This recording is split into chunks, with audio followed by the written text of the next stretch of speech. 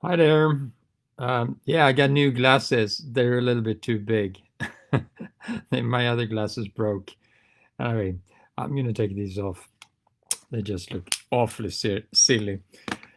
Hi everyone. So it's a night session here now, a little bit late again. It's over 10 o'clock now.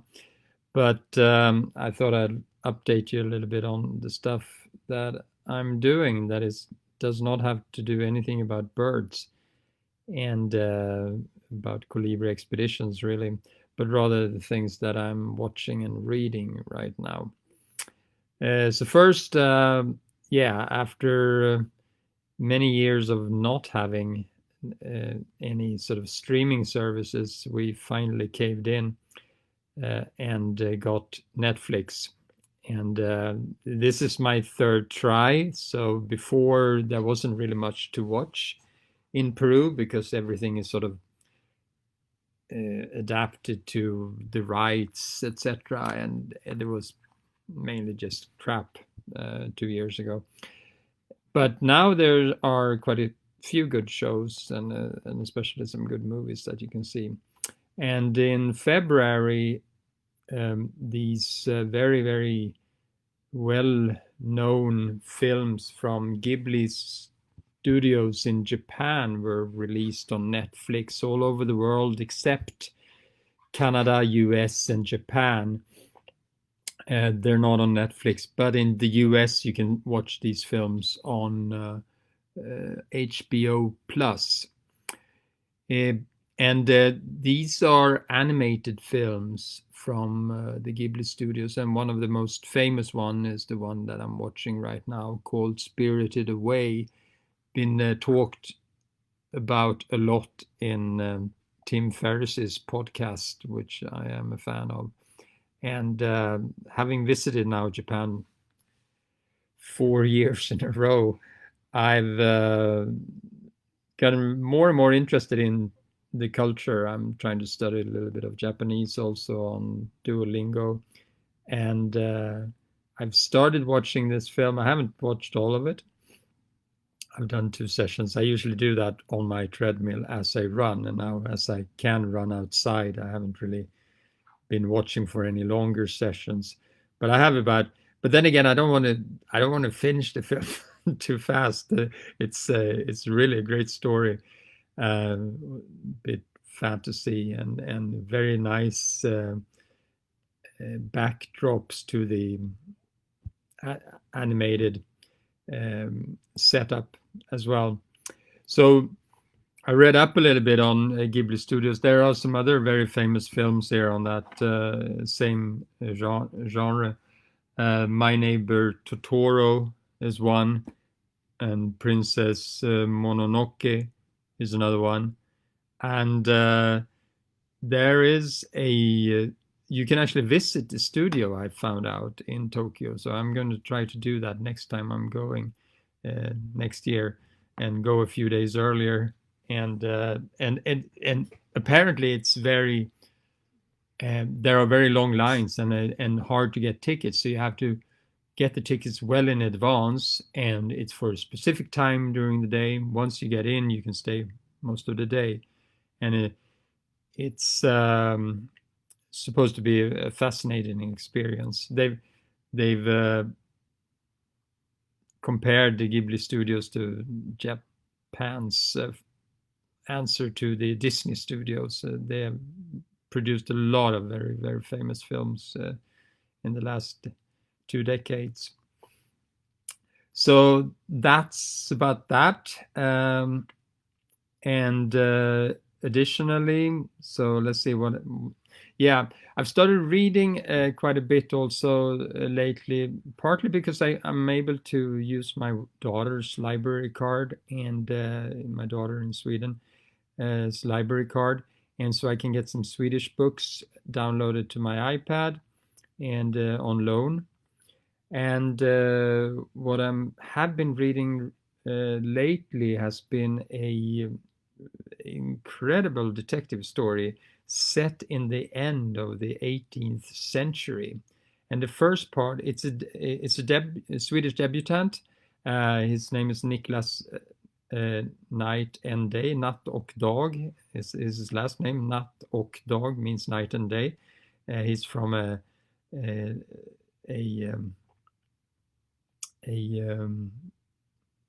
do you call it? The Adelsfamilj. Can't find a word in English. He's from a sophisticated family anyway, so it's one of the orders, and that's why he has this rather strange name. That book has been translated into English. It's called 1793 in Swedish, and in English it's called The Wolf and the Watchman, and it's available on Amazon. I will post a link here as well, actually, for my. I have an Amazon page that you can go in and watch, and you can order from that page, and then I get a little bit of commission. So if you want to help me out during these difficult times with a very small commission, you can buy from that page. Okay, so I'll put the link once I'm done with this note here of what I'm reading and watching.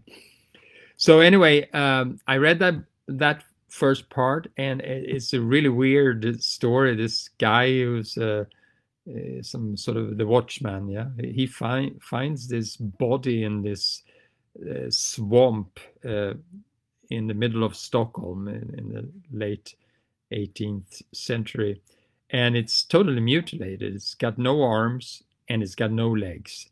It's just the body and the head. Weird.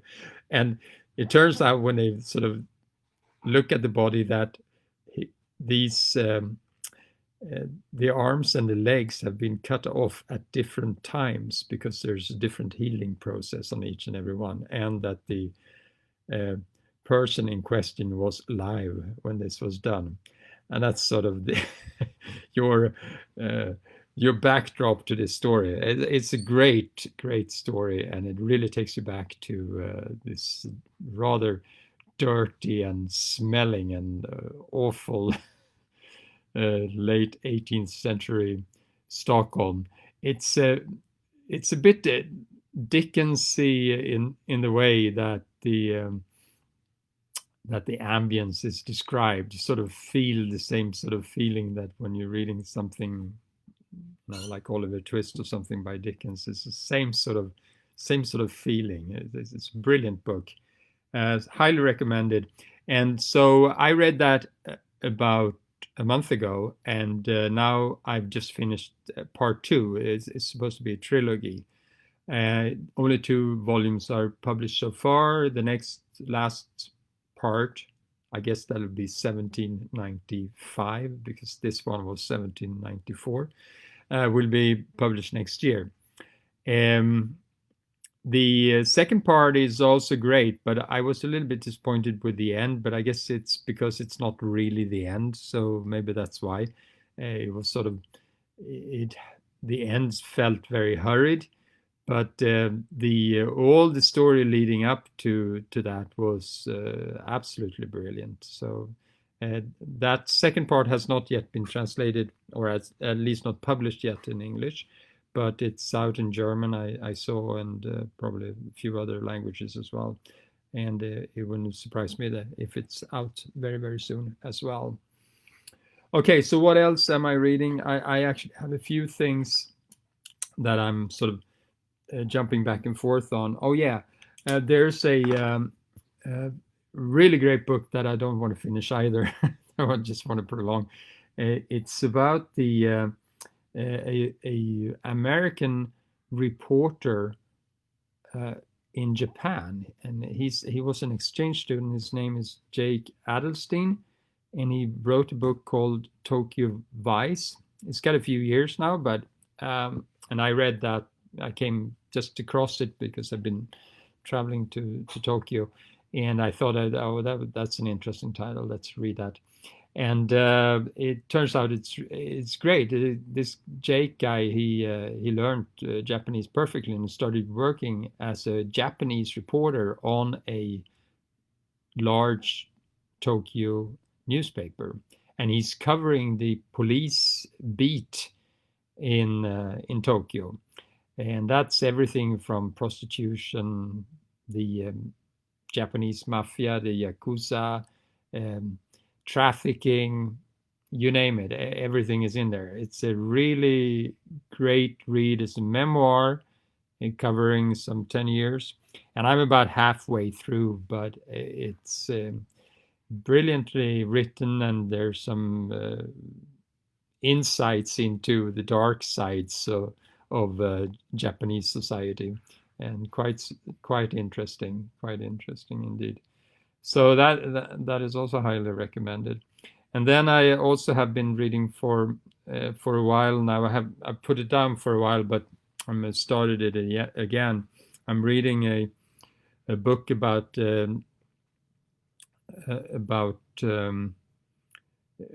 Robert Fischer, Bobby Fischer, the chess genius, and it's called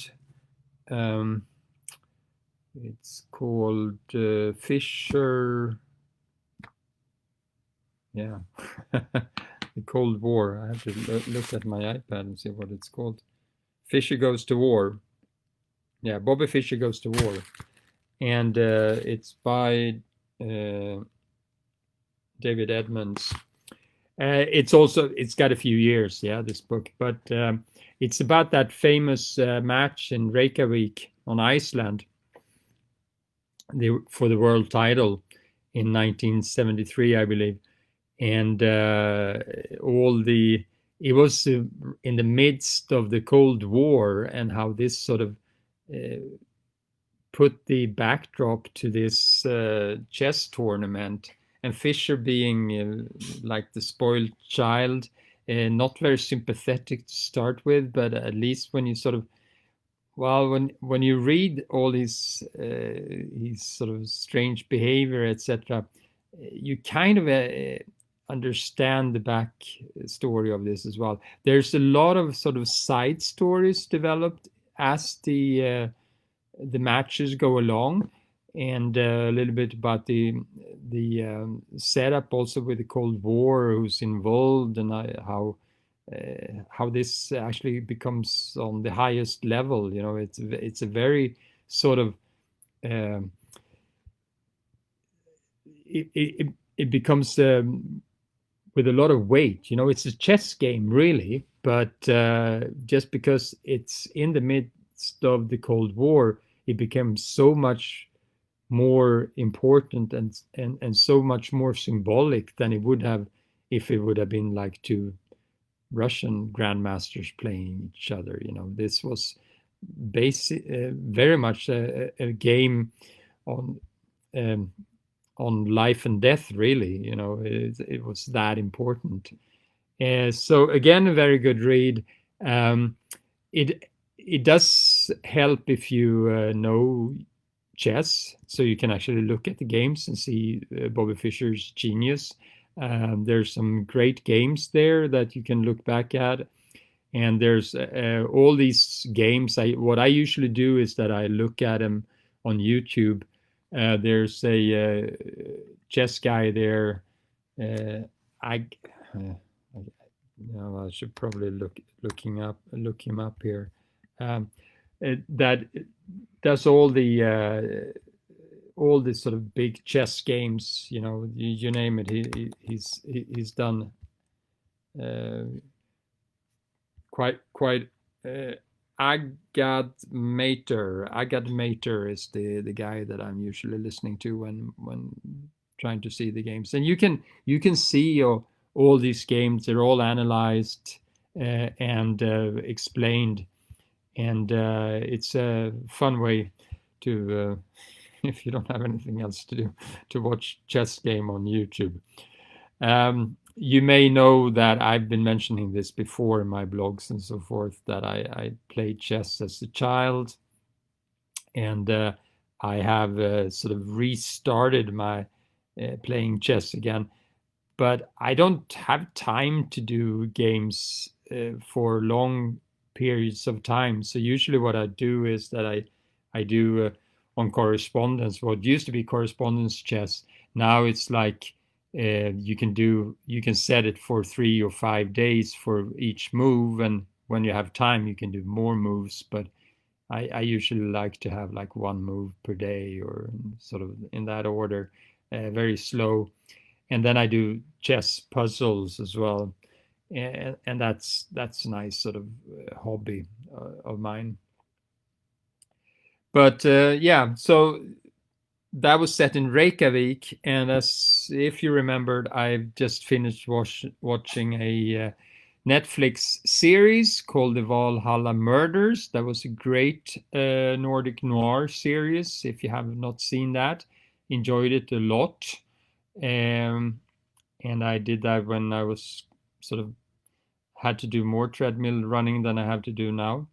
It's 8 episodes, I think, each every 50 minutes. So if you like the Nordic noir, I've been recommending Sorjonen before, the Finnish one. And now I actually started a Icelandic author also. I do read criminal stories, detective stories. I like those, and they're easy to read. And the one that I'm reading right now is called The Darkness, and it's by a author. His name is Jonasson, and let's see if I get his first name here as well. His name is Ragnar Jonasson, and the book is called The Darkness. It's the first of a trilogy about this female detective who is soon going to retire, or forced retire rather. Well, she still has 2 weeks to get retired in this book here, so she does her last murder case, and she has 2 weeks to solve it. But it's supposed to be more books coming out. In Swedish, I only found one. I don't read Icelandic, so I had to wait for the Swedish version, and that's what I have on my iPad right now that I'm reading. It's a fairly short detective story as well. Apparently, Ragnar Jonasson is a well-known detective story writer and has published a lot of books prior to this series, so it may be one that I will go down a rabbit hole and read more of at a later date when I finish this one. So that's pretty much it that I have on my reading list. And as I said, I will put up the link once I finish here now. Maybe I can do that straight away in the comments here. Yeah, I think I can actually. So I will do that.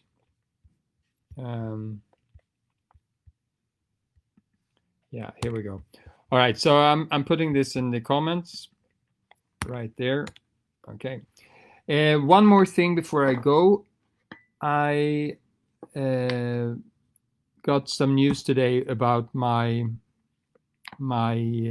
song Bird Party. It is finally up on iTunes now, so you can download it. Finally, Bird Party, Guran Bird Party. So if you want to download that, go ahead, or put it on your playlists and put it on repeat, so it goes on and on and on. Okay. As I have been mentioning also, I do have a Patreon page if you want to support me during this difficult time. It's called patreon.com/Gunnar Engblom. There is also a PayPal, and it's paypal.me/birdingperu. So if there is any small donations will be highly appreciated at these difficult times. Anyway, enough talked. I'm going to go back to my reading. I have a date with this old Icelandic detective woman. I see you tomorrow around 1-2 p.m. Peruvian time, and I'll be on my Gunnar Engblom profile on Facebook. See you. Good night.